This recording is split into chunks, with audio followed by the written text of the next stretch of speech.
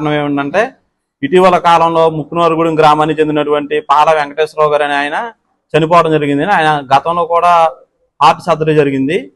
మళ్ళీ రెండోసారి చేశాక మూడోసారి వెళ్ళేటప్పుడు కొద్దిగా అస్వస్థతకు గురయ్యి ఆయన చనిపోయారండి. దానిని వైసీపీ నాయకులందరూ కలిసి దాన్ని కూటమి ప్రభుత్వం మీద బురద జల్లే కార్యక్రమంలో పొగాకు రైతుల్ని ఇందులో ఇన్వాల్వ్ చేసుకుంటూ పొగాకు రైతులు గిట్టుబాటు ధర లేక ఆయన ఆత్మహత్య చేసుకున్నారని చెప్పి చిత్రీకరిస్తున్నారు. అలాంటి శవరాజకీయాలు మానేసుకొని మీరు మీ పార్టీ ఉన్నప్పుడు మీరు ప్రజలకు ఏం చేశారు, ఇప్పుడు కూటమి ప్రభుత్వం ఏం చేస్తుంది, వీటి మీద ఆలోచిస్తుండే.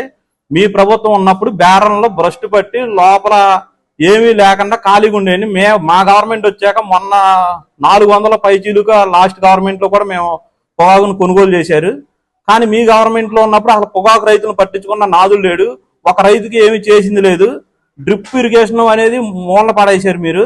కానీ మా గవర్నమెంట్ లో డ్రిప్ ఇస్తున్నాం, ప్రభుత్వం తరఫున ట్రైకర్ నిధుల నుండి అనేకమైన ట్రాక్టర్లో డ్రిప్ ఫెసిలిటీస్ అన్నీ ఉన్నాయి.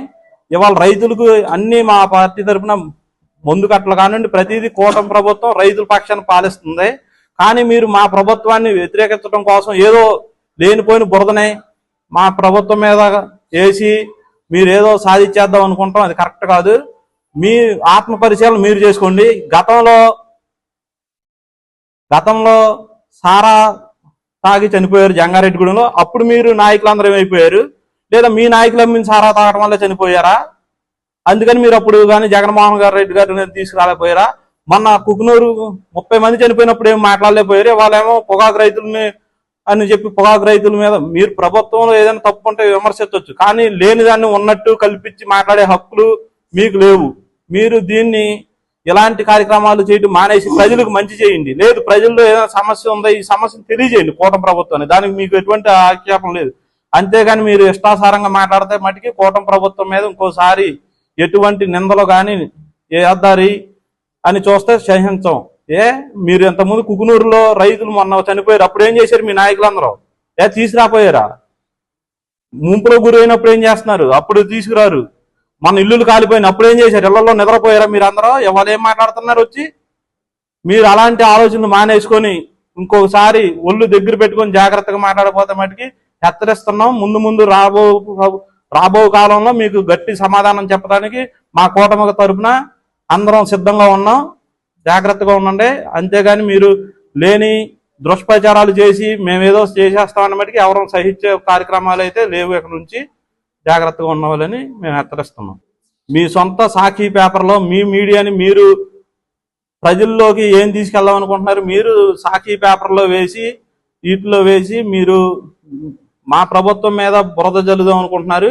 మీరు మీ కాకుండా మిగతా పేపర్ ఛానల్స్లో వాటిలో ఎక్కడా ఇలాంటివి రావట్లేదు.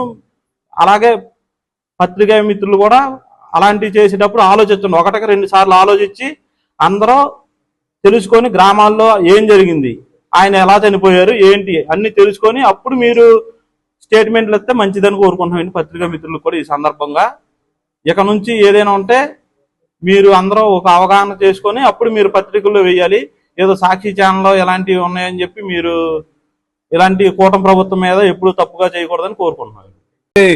గుండెపోటుతో మరణించిన పాల వెంకటేశ్వరరావును పరామర్శించడానికి బుట్టాయిగూడెం వస్తున్నారని తెలిసింది. మరి గతంలో నాటు సారా తాగి 30 మంది చనిపోతే మరి వైఎస్ జగన్మోహన్ రెడ్డి గారు ఎందుకు రాలేదని నేను ప్రశ్నిస్తున్నాను. మరి అలాగే కుక్కునూరులో ఇళ్లు కాలిపి చనిపోతే మరి అప్పుడు వైఎస్ జగన్మోహన్ రెడ్డి గారు ఎందుకు రాలేదని నేను ప్రశ్నిస్తున్నాను. మరి ఇప్పుడు ఒక ఆయన వృద్ధాప్యంలో 65 సంవత్సరాలు 3వసారి గుండెపోటు వస్తే దాన్ని వంకగా తీసుకొని ఆసరాగా తీసుకొని వచ్చిన పొగాకు రేట్లాగా చనిపోయాడని తప్పుడు ప్రచారాలు చేస్తూ ఆ వంకతో మీరు ఎలా వస్తున్నారని నేను ప్రశ్నిస్తున్నా. వైఎస్ జగన్మోహన్ రెడ్డి గారు మీరు ఇప్పటికైనా కళ్ళు తెరిచి వాస్తవాలు తెలుసుకొని మీరు ఈ మంచి ప్రభుత్వానికి కూటమి ప్రభుత్వానికి మీరు మరి లెక్క చెప్పాల్సిందిగా తెలియజేసుకుంటున్నాం మీడియా ముఖంగా.